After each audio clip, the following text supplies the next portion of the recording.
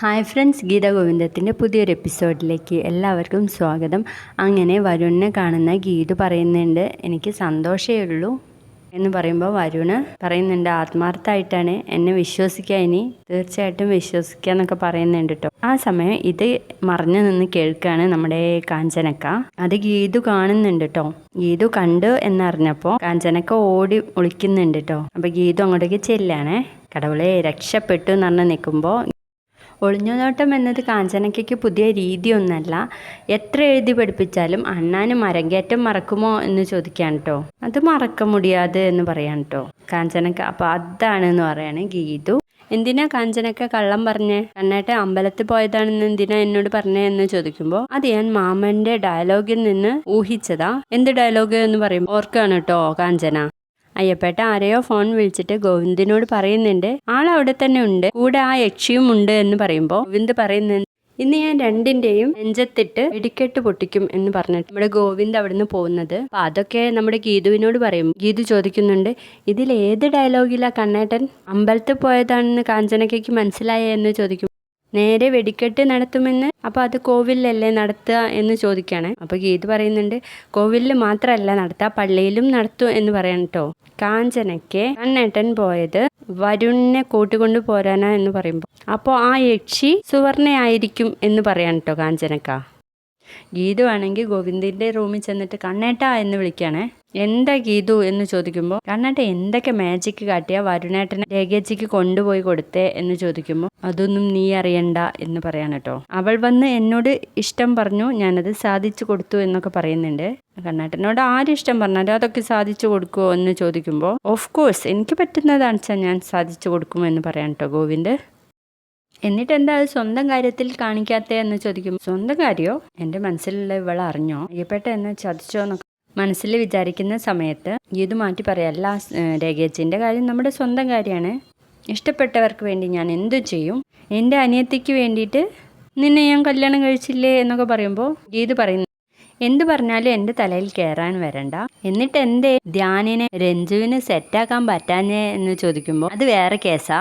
ധ്യാനിനെ പോലെ നല്ലവർ 1000 ചിലവരെ ഉണ്ടാവുള്ളൂ. ധ്യാനിനെ പോലെ ആയിരുന്നെങ്കിൽ ഇവിടെ പട്ടാളം പോലീസൊന്നും വേണ്ടായിരുന്നല്ലോ എന്നൊക്കെ പറയണ്ട. അധികം തത്വശാസ്ത്രമൊന്നും പറയണ്ട. വരുണേട്ടനെ എങ്ങനെയാണ് ഇങ്ങോട്ട് കൊണ്ടുവന്നതെന്ന് പറയ്, മര്യാദയ്ക്ക് പറഞ്ഞോളം എന്നൊക്കെ പറയാൻ കേട്ടോ ഗീതു. ഞാനത് പറയണോ എന്ന് ചോദിക്കുമ്പോൾ വേണം എന്ന് പറയണേ. എന്നാൽ നീ രേഖയോട് ഇതിനെപ്പറ്റി പറയില്ല എന്ന് സത്യം ചെയ്യണം എന്ന് പറഞ്ഞതിന് ശേഷം ഗീതു സത്യം ചെയ്യുന്നുണ്ട്. എന്നിട്ടാണ് പറയുന്നത്, ഗസ്റ്റ് ഹൗസിൽ പോയി വരുണ് ചോദിക്കുന്നുണ്ട്, എന്താ ഗോവിന്ദേട്ട ഇവിടെ? ഞാൻ നിന്നെ കൂട്ടിക്കൊണ്ടുപോകാൻ വന്നതാ എന്ന് പറയും. അത് ഞാൻ വരാത്തയാണ് നല്ലത് എന്ന് പറയാൻ കേട്ടോ. നീ ശരിയാവില്ല, നിനക്കെന്താ നിന്റെ രേഖയുടെ കൂടെ കഴിഞ്ഞാൽ എന്നൊക്കെ പറയുമ്പോൾ, അതൊന്നും ഇനി ശരിയാവില്ല. എന്താണ് രേഖ നിന്റെ കൂടെ കഴിയുന്നതിലുള്ള നിന്റെ പ്രശ്നം എന്ന് ചോദിക്കുമ്പോൾ, അവൾ ഒരിക്കലും എനിക്ക് യോജിച്ചവളല്ല. അവൾ എന്നെ എങ്ങനെയാണ് കല്യാണം കഴിച്ചതെന്ന് അറിയില്ലേ.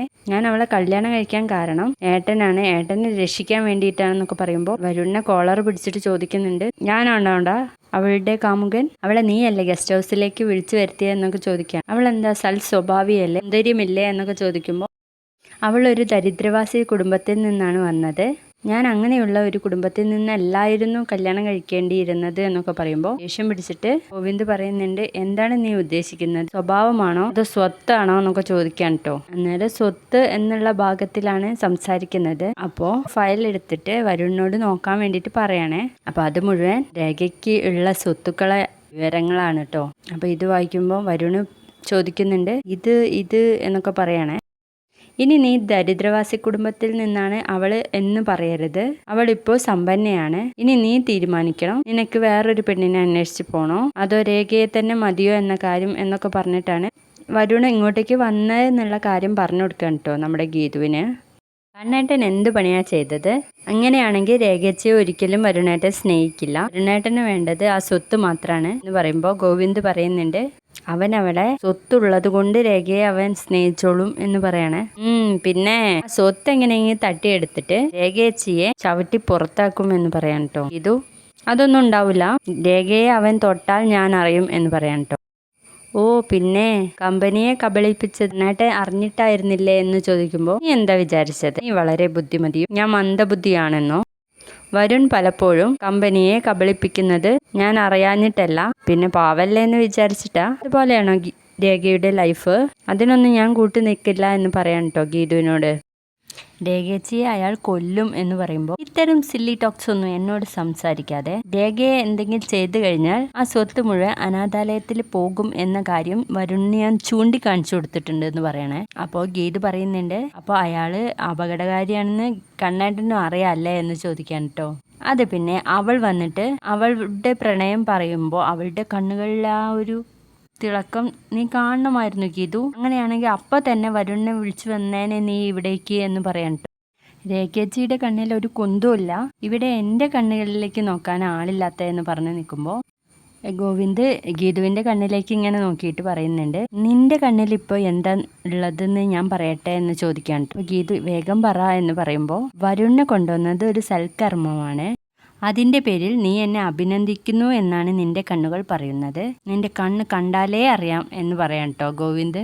ഞാൻ പറഞ്ഞ കറക്റ്റ് അല്ലേ ഗീതു എന്ന് ചോദിക്കുമ്പോൾ കറക്റ്റാ. കണ്ണേട്ടൻ്റെ ഈ മനസ്സ് വായിക്കാനുള്ള ഈ ഒരു സിദ്ധി ഉള്ളത് കൊണ്ടാണ് ഞാൻ കണ്ണേട്ടനെ കണ്ണേട്ടാ എന്ന് വിളിക്കുന്നത് എന്നൊക്കെ പറയാം കേട്ടോ. ഗീതുവിനെ ദേഷ്യം പിടിച്ചിട്ട് ആ സിദ്ധി ആദ്യം അറിഞ്ഞത് രാധികാമ്മയാ, അതുകൊണ്ടല്ലേ എന്നെ ചെറുപ്പം മുതൽ കണ്ണാ എന്ന് വിളിക്കുന്നത് എന്ന് ഗോവിന്ദ് പറയുന്നുണ്ട്. വീഡിയോ ഇഷ്ടപ്പെട്ടാൽ ലൈക്ക് ചെയ്യണം, സബ്സ്ക്രൈബ് ചെയ്യണേ.